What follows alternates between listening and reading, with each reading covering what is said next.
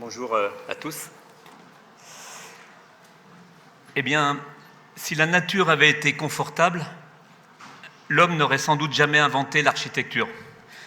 J'aime vraiment cette remarque d'Oscar Wilde, car elle nous rappelle à nous autres architectes que notre mission essentielle est de proposer un cadre de vie protecteur et confortable face aux éléments. C'est vraiment notre mission essentielle, hein, c'est de l'usage avant l'image. Cette citation, elle nous rappelle aussi que la nature n'est pas toujours clémente et qu'elle peut être inadéquate, voire agressive par son climat notamment. Bon, après s'être abrité, l'homme a ressenti le besoin d'abriter des morceaux de nature également. Jules César qui voulait des légumes tout l'hiver, il y a plus de 2000 ans, les orangers à Versailles par exemple, et puis toutes les plantes exotiques que l'on ramenait des voyages lointains, que les rois et les élus ont voulu conserver dans des serres. Et donc, par exemple, le Crystal Palace, il y a presque 200 ans. Et puis ensuite, toutes les villes ont voulu abriter des morceaux de nature dans des parcs, des jardins botaniques ou dans des jardins publics, hein, des jardins d'acclimatation. Et puis les propriétaires privés ont voulu faire la même chose, les agriculteurs bien sûr d'abord, hein, et puis aussi les maisons bourgeoises ont voulu avoir des serres. Et puis ensuite, on a aussi ce ressenti de la serre, hein. On voit ici, la serre, elle est protectrice, elle est capable d'ambiances extraordinaires. La chaleur tropicale, peut-être, l'humidité intense, l'odeur mélangée de verdure, de terre humide, les fleurs, le foisonnement des plantes, toutes ces couleurs, ça donne un peu de baume au cœur, hein. Certaines personnes même fréquentent les jardineries maintenant pour bénéficier des effets de ce côté baume au cœur de la serre. On parle même aujourd'hui de serrathérapie. Oui.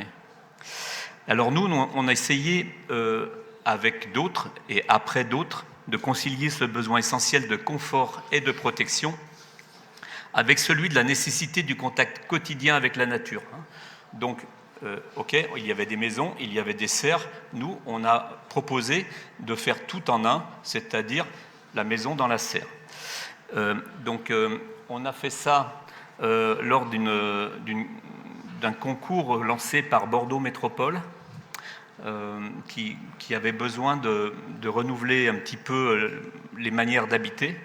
Et donc, on a proposé de faire des maisons serres avec l'objectif d'habiter toute sa parcelle à 100%. Hein, c'est-à-dire qu'on prend sa parcelle, on l'abrite sous une serre, et dans cette serre, on vient mettre une maison.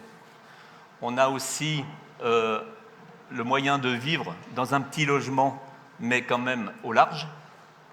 On peut aussi, avec une serre habitée, faire évoluer cette maison au fil et à mesure que l'on prend de l'âge. C'est-à-dire qu'on peut rajouter des morceaux, on peut aussi habiter en co-living avec des personnes âgées, des jeunes, etc., puisque chacun a son autonomie dans un espace préservé. On a le moyen de créer un horizon dans un milieu dense avec des vues dégagées, hein, c'est-à-dire qu'on peut être dans un espace disqualifié, un terrain disqualifié, on a suffisamment autour de la maison de quoi vivre correctement avec des vues agréables. On peut aussi se dire que c'est une maison où l'on peut rester, parce que justement, en prenant de l'âge, on peut, ou en ayant des enfants ou moins d'enfants, enlever des morceaux, rajouter des morceaux, puisque tout ça est à l'abri. Ce sont des boîtes dans une boîte. On peut aussi se dire que c'est le moyen d'habiter vraiment un rez-de-chaussée et tout le rez-de-chaussée, en ce compris le jardin. Et puis, on peut aussi produire des légumes, des fruits, à l'intérieur de cette maison, en ville ou à la campagne, mais à l'intérieur de la maison. Alors, voilà, ça c'est le projet que l'on avait fait à ce moment-là, hein, qui a évolué depuis, mais qui est dans cet esprit-là, où l'on voit que les maisons sont dans une serre tout à fait classique, industrielle, un modèle type jardinerie par exemple, et on est capable d'avoir une centaine de mètres carrés dédiés au jardinage. mais pas que, c'est-à-dire que ce jardin, il amène aussi cette fameuse humidité, la chaleur tropicale, l'odeur, etc. Et donc, on éveille tous nos sens sur des terrains qui n'ont pas besoin d'être vus sur la mer ou vus sur la montagne ou en plein centre-ville. Donc voilà, ça c'est le moyen d'assembler des serres comme ça sur, par exemple, un carré de 60 mètres par 60 mètres. On peut mettre une dizaine d'habitations, en créant encore un espace extérieur interstitiel qui nous permet d'avoir quand même des accès complètement extérieurs. Et puis ce morceau-là, il pourrait s'insérer dans des espaces disqualifiés, je le redis, c'est-à-dire ces fameuses entrées de ville. Ces entrées de ville qui sont devenues des non-lieux tellement c'est triste à mourir. Mais à partir du moment où on reprend une parcelle comme ça et puis qu'on ramène de la vie, on ramène de l'habitat, on ramène de la végétation, on ramène une sorte de décarbonation dans tous les cas, eh bien on peut reprendre la main sur ces entrées de ville ou sur ces zones artisanales, voire industrielles, d'une manière tout à fait paisible. Ensuite, on a bien entendu, alors notre agence, elle est un petit peu spéciale, je ne sais pas si vous connaissez notre agence, mais Patriarche est une agence qui a plus de 500 personnes aujourd'hui. On est architecte, ingénieur, on a tous les intervenants de l'acte de construire en ingénierie et en maîtrise d'œuvre sont intégrés dans l'agence, ce qui permet d'avoir une discussion très, très riche dès le début du projet. Ce n'est pas l'architecte que je suis égocentrique et paranoïaque comme tous les architectes qui a une idée puis c'est pas autrement. Non, la discussion elle est vraiment nourrie de toutes les intelligences du bureau avec un équilibre et le projet se monte comme ça d'une manière vraiment sereine. Donc on se nourrit d'expérimentation et de recherche. Donc j'ai piloté ce projet exotique en incluant vraiment sérieusement toutes les compétences de l'agence. Donc bien sûr, on a cette serre, est-ce qu'il va y faire trop chaud, est-ce qu'il va y faire trop froid, comment on va pouvoir récupérer l'énergie. Bien sûr, on est tenté de mettre des capteurs solaires pour récupérer sur la pente du toit, côté sud, de l'énergie. On a besoin d'ouvrir cette serre comme les jardineries pour que quand il y a plus que 25 degrés, on puisse profiter d'une ventilation nocturne ou diurne tout à fait naturelle. Bien sûr, récupérer de l'eau de pluie pour arroser le jardin. Et bien sûr, avoir une énergie, une sorte de bioclimatisme des boîtes pour qu'elles aient leur propre confort avec leurs 19 degrés l'hiver et puis un moins 7, moins 8 degrés l'été.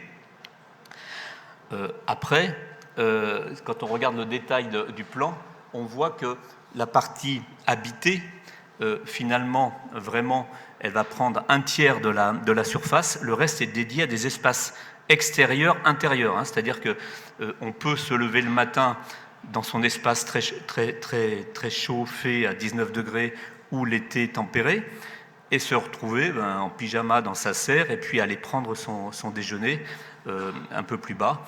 Et tout ça en profitant justement de toute la parcelle. Au lieu d'avoir une maison, un jardin, puis une serre au fond du jardin, tout est intégré et puis on profite de tout ça. Alors bien sûr, les sujets de surchauffe, de carbone, d'énergie ont été étudiés avec toute notre équipe pour que tout ceci soit sérieux et intégré. Alors la stratégie de conception bas carbone, vous la connaissez, c'est une stratégie qui est pluridisciplinaire, je le rappelle.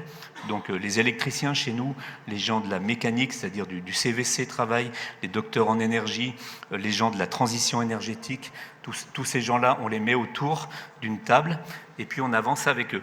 La difficulté d'un projet comme ça, c'est que la RE 2020, la réglementation thermique de 2020, se calcule via l'impact carbone de l'énergie, l'impact carbone de la construction. Et l'impact de carbone de la construction comptabilise l'impact carbone des composants, c'est-à-dire matériaux, équipements, de tout l'ensemble. C'est-à-dire que le verre et l'acier de la serre sont comptabilisés alors qu'on l'impacte uniquement sur la surface habitable des boîtes en bois que l'on fait à l'intérieur. Donc c'est assez pénalisant.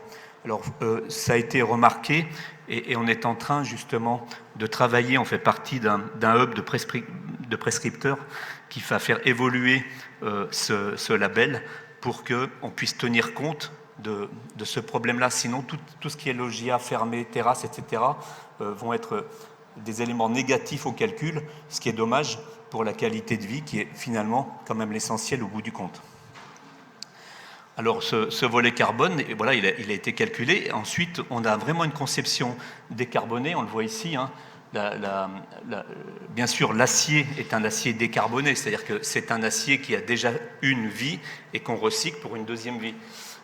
Les planchers sont en bois, les murs sont à ossature bois, et puis on fait des doublages qui permettent de faire du confort d'été avec des bardages et de la laine de bois. Hein. Tout ça, donc, ce sont des recettes qui sont archi connues.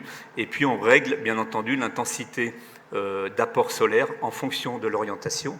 Et on ne va pas tout à fait faire la même serre. On a des bureaux à Montréal ou à Québec. On va pas faire la même serre à ces endroits-là qu'on pourrait les faire ailleurs, en Savoie, ou ici à Paris, ou à Lille, ou en Afrique. Hein. Donc, il y a forcément une adaptation. Ce qu'on voulait dire, c'est que ce sont des projets qui sont nécessaires, que on va commencer les constructions à la fin de cette année. Ça demande beaucoup d'énergie en matière grise, hein, mais ce sont des expériences qui méritent d'être vécues. Voilà. Je ne sais pas s'il y a d'autres images. Donc, sur l'énergie, bien entendu, l'énergie a été calculée. Donc, d'un point de vue énergétique, on est tout à fait conforme et voire meilleur que la RE 2020. Donc ça, on est prêt, même avec ce projet-là, à aller un petit peu plus loin. Le volet qui est aujourd'hui tout à fait en dehors de la norme, c'est ce sujet du carbone, du fait de la prise en compte de la serre au global. Voilà. Et ça donne des projets qui sont, on va dire, agréables à l'œil et qui peuvent, je le répète, s'insérer dans des parcelles qui sont aujourd'hui peu intéressantes pour les villes ou pour les entrées de ville, mais aussi ailleurs. Hein. Par exemple, ce projet-là qui est présenté ici, qui va se faire dans une ville de Savoie, va se faire à côté d'un ensemble de jardins familiaux. Donc il y aura aussi une sorte de connivence entre les habitants des serres habitées et les usagers des jardins familiaux. Voilà, je vous remercie.